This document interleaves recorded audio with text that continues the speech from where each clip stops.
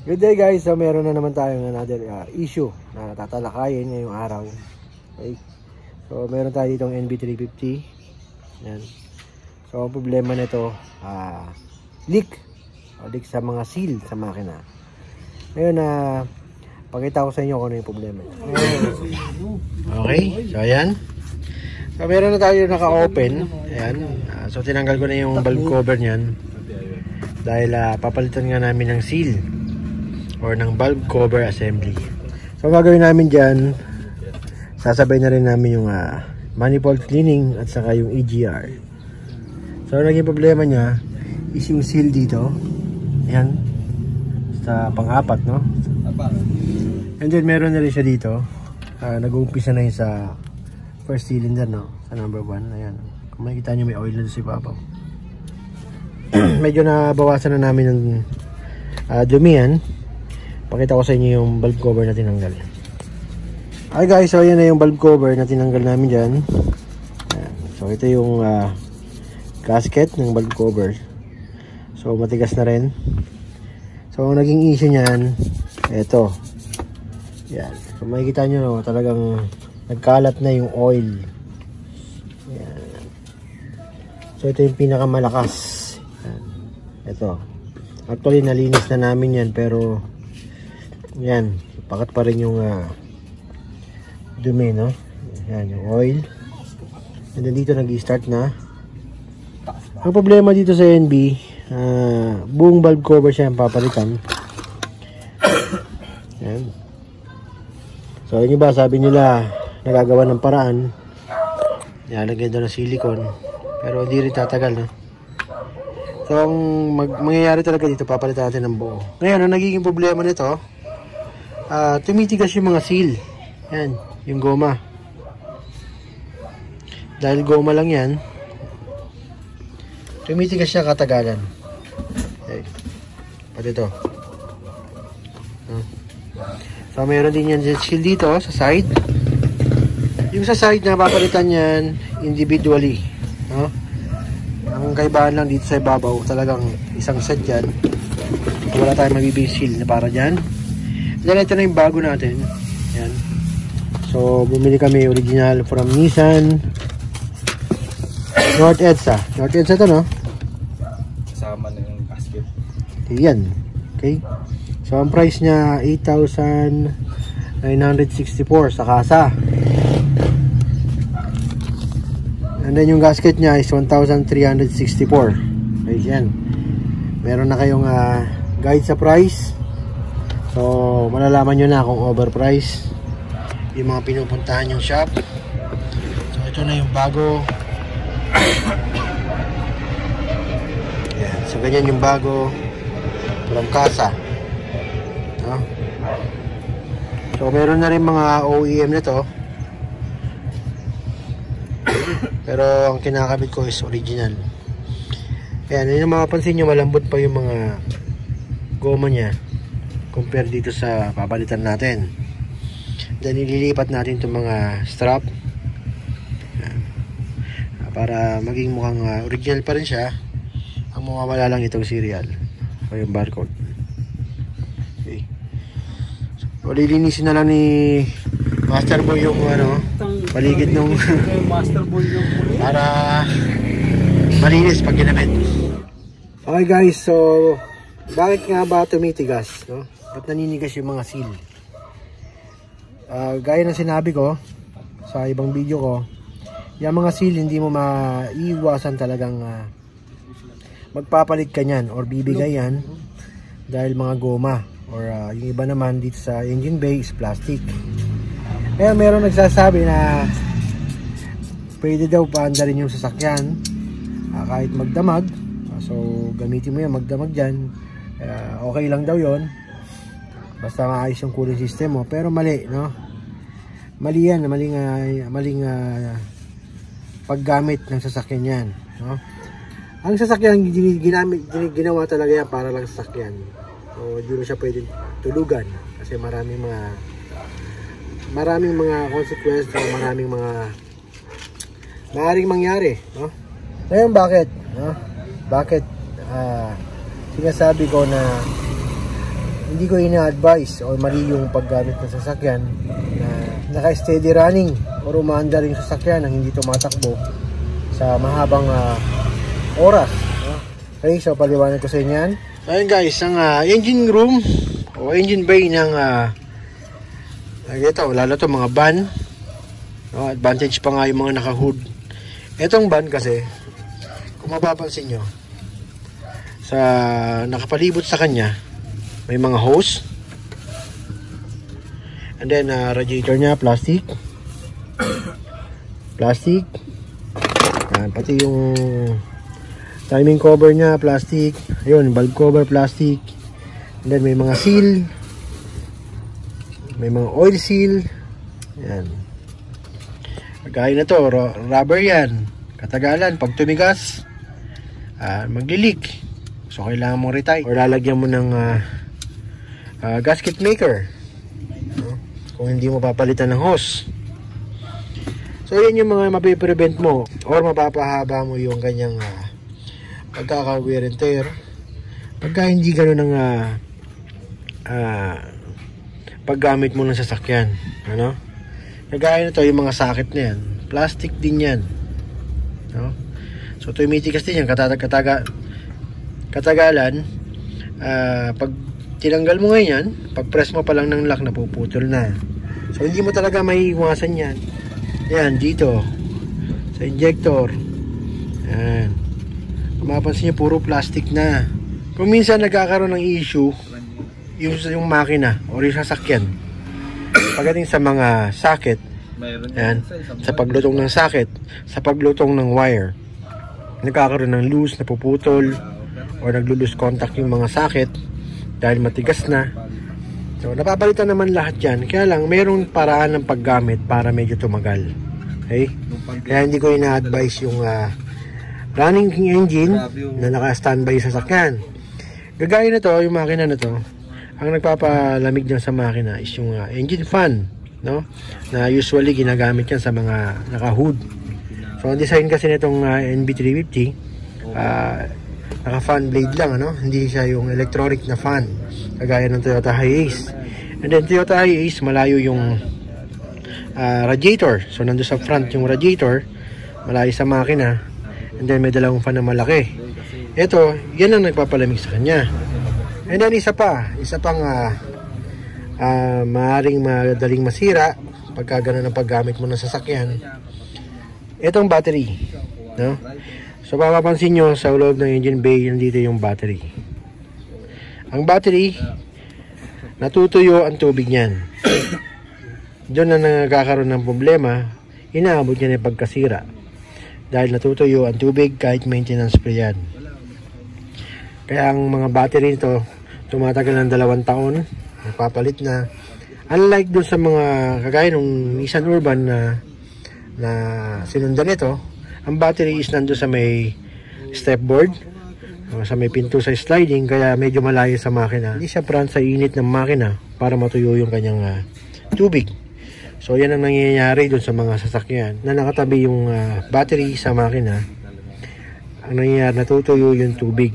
Kaya kahit maintenance free yan, sealed type yan, natutuyo yung tubig, kaya nasisira yung battery. Okay, so kaya nga hindi ko ina-advise yan. So ngayon, palitan na natin ang bulb cover and then linisin natin yung EGR and then yung manifold. So bigyan ko ulit kayo ng idea dyan, abangan nyo. Okay, so ito na yung ating seal. Ayan. So parang kasa rin yan. Ngayon, bakit puro kasa pinabibili ko dyan? Kasi nga iba yung quality ng goma pag galing ng original or galing ng kasa. Iba yan. So tumatagal ng taon. Pag tumagal ng taon yung replacement, swerte mo. Pero medyo naniniguro tayo kasi ayaw ko masayang yung trabaho. Okay, so yan, ipatong na namin yung bulb cover. Diyan naigpitan na rin. So kinakabit ko ngayon yung seal, injector seal sa side. So ito hindi namin pinalitan. Dahil ito madali naman palitan, no? So sa gilid lang, wala naman kami nakitang leak. Ngayon kung papalitan mo to, ang halaga nito nasa 900, no? 900 isa? Oo. 900 isa ito? 1.8. 180 isa? Oo, 1.8. Isang piraso? Text ako sa'yo eh. Isang piraso? Oo, tila. So mahal pala to. Ito sa'yo, kaya sabi ko, nagdalawang isip ka agad ako eh. Yan, so, Sorry, 983 pala, sorry. 983 ang isa. Isa Ayun. 4,000. Meron, ang kagandahan dito, meron nagko-control sa kanya ng higpit. Yan, yung spring niyan. So, hindi natin papalitan to. Ibabalik ko lang yan. No? So, pinipress lang yan. Okay, so kumpletuhin na natin yan para mabaklas ko na yung manifold. Okay guys, so yan. Nawala na yung radiator. So, sinabay na namin yung cleaning ng radiator. And then yung EGR, tinanggal na. And ito na rin yung manifold. Okay, so ito talaga yung issue nyan. Yan, yung pagliit ng butas nyan. And then dito makikita nyo wet na, no? So kung ililinisin lang yan para bumalik yung dating sukat ng butas. Okay. Okay guys, so ito na. Malinis na yung manifold. So ito yung naging issue nya, no? Kung mapansin nyo yung kanina, maskip na. Yan, yan na yung malinis. Maluwag na ulit. Okay? Yan lang talaga naging issue nyan. Ngayon, kukumpletuhin na namin yan. Then yung radiator, lilinisin na rin. Okay guys, so yan. Running na yung engine natin. So, nakumpleto na rin yung coolant, no?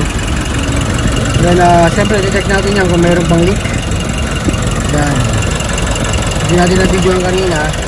Talaga na makalabas na yung usok lang kanina sa 4. Ayan. Mukhang puno na yung coolant. So sa pagsali ng coolant, kailangan sigurado kayo na mapupuno yan bago nabibigay sa may-ari. Matapos na tayo rito, and then meron pa tayong mga nakabigaran. Okay guys, so natapos na tayo dun sa NB. So ito yung nakasalang natin yan.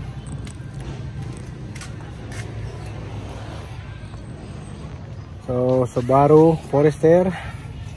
Ang gagawin namin dito is basic lang, change oil, and then check down namin yung aircon. And then next, meron pa tayong dalawang urban. Tignan natin kung ano yung problema. Okay. So nakita na natin kung anong issue nito. So ang issue nya, nawala ng supply. Ito, no? Yan. So may cut na yan. Ang ginawa, naglagay ng wire papunta dito, kumuha ng ignition. Okay. So kaya pag naka-on yung ignition nya, gumagana na yung park light. So ang problema, nawala yung live nito. So nawala na supply. Dapat umiilaw na yung test light nyan. Check natin, mga galing yan sa fuse. Okay guys, so nakita na natin yung problema. Ayan. So kung titignan mo, okay, gumagana yung fuse. Test light. Ito yung fuse nya, no? Pang-apat sa baba. Ayan, meron. So merong ilaw. Meron, so tumatagos yung kuryente. Ang problema, yung fuse holder. So yan lang yung issue nyan. Akala mo tumatagos, pero pag tinignan mo sa likod, baka mabay ganyan. Ayan. Sa kabila tumatagos, dito wala. Ayan. So ito yung wire na paakyat dun sa switch. Okay, so ayusin ko yan para balik na natin yan. Okay guys, so ito na-trace na natin. Basic troubleshooting, no? Ngayon papacheck natin sa may-ari kung may kuryente. Ayan. Yung binalatan na wire, ikaw na mag-check. May ilaw na. O ibig sabihin may supply na galing dito. Babalik na natin ngayon yan, gagana na yan. Okay guys, so nga nakita nyo, meron na sinundot na may-ari kanina. May supply na. Ito yung wala kanina. Kaya ang ginawa, nag-tap ng wire. Yan. So, kumuha ng wire dito sa ignition, sa baba. Ayaw ko saan galing yan. So, tatanggalin natin yan. So, nag-attempt din na maglagay ng relay. Yan. So, ngayon, na-troubleshoot na natin, no? So, ang nangyari kasi, ganito yan. Ito kasing wire na to, papunta sa fuse. Ngayon, chinek mo yung fuse, okay. So, magtataka, bakit di lumabas dito? Kaya ang ginawa ko, chinek ko sa likod ng fuse kung tumatagos yung kuryente. So hindi tumatagos, kaya nasa fuse ang problema. Ngayon ang ginawa ko, yung fuse ng puta, sakit. So, makikita nyo malinis, walang fuse na Kung makikita nyo malinis, walang fuse holder na nakalagay. Kasi ang ginamit ko dyan, yung fuse ng defogger sa dulo. So yun ang nilagay ko sa park light nya. Dahil sira na yung sa clearance light, no? Yung pang-apat na 10 amperes. Para malinis, ganyan muna ginawa ko. Kasi maglagay tayo ng fuse box dyan sa ano nya. Sa fuse. Ayan, babalik ko na lang to. Check natin. Okay, so mamaya ako na-tapean yan. Tingnan natin kung gagana na yung park light nya. Pakicheck nga. Meron na? Oo, meron. Meron na? Oo. Okay. Yan, patay? Oo.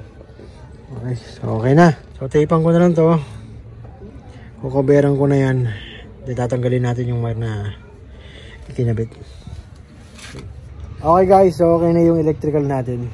So basic troubleshooting lang natin. So nakita nyo yung pagkakaiba ng trabaho. Hindi ko naman sinasabing magaling ako. Pagka inayos mo kasi yung isang trouble, dapat hanapin mo talaga kung ano sira. Huwag mong gagawa ng paraan. Huwag mong shortcutin para maayos yung pagkakagawa. So dito, ayan, nagsasali na si Master Boy ng oil. Para then check natin kung ano yung problema sinasabi niya sa issue ng aircon. Medyo nahihirapan akong magsalita kasi may stiff neck ako, kaya medyo nahihirapan din akong mag troubleshoot kanina dyan sa electrical. Then meron pa tayong isa. Tignan natin kung ano yung problema niya. Maaari yun na yung huli natin gagawin ngayon. Abangan nyo yan. Okay guys, so ito pala yung last natin na gagawin. Ito pala yung nasa video natin nakaraan for calibration, no? So ngayon napakalibrate nyo na. Ilalagay na natin ngayon yung fuel filter. So basic lang to, lalagay lang yung fuel filter na dala-dala niya nung nakaraan. Kasi nga sabi ko pa-calibrate nyo muna bago namin ikabit. Ngayon kakabit na natin yung fuel filter. Then tignan natin kung kamusta yung diesel o yung fuel ng kanyang sasakyan. Masakit. Okay guys, ayan, natanggal na yung fuel filter. So tignan natin ngayon kung ano nangyari dito sa diesel nya. So ayan na yung diesel nya. So unlike yung dati, no? So yung mga ribaba na yun, natira na lang yan sa separator. Pero yung diesel nya, compare nyo doon sa nakaraan na hindi pa nagagawa yung injection pump, maitim. So nag-itim yan. Kaya ngayon papalitan na namin yung filter. Pero makikita nyo hindi na namin binaba yung tangke. So nakatipid na naman siya sa pagbaba ng tangke. Dadaanin na namin yan sa filter. So palit tayo ng primary and secondary filter. Okay guys, balik tayo sa Subaru. May obserbahan kami dito. Problema niya. Nagdolo ko yung kanyang module, no? Sa automatic ng aircon. Kasi minsan matagal siya mag-automatic. Pero kung makikita nyo, basang-basa na yung hose. So malamig na yung matagal niya mag-automatic. Hindi, pag matagal siya mag-automatic, yung nangyayari na tumutunog yung compressor. Yan. Pero ngayon normal, oh. So yun yung obserbahan namin. So ang problema niya mo nasa electrical. Yan. So normal siya ngayon. Okay guys, so yan, commander na. So goods na tayo dyan. Okay guys, so nakita nyo, hindi na tayo nagbaba ng tangke.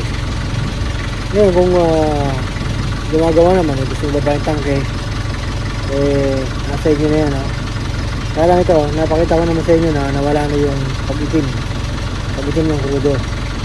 Okay guys, so yan, natapos na natin yung mga gawain natin ngayon. So sana may mga napulot ko yung idea. Ginagawa ko itong mga video na to para marami ako na yung content na issue. Nakikita nyo rin kung ano yung mga ginagawa ko na hindi lang talaga sa minsan, no? Hindi, nakikita nyo pag tama naman talaga yung hula, originala, may quality.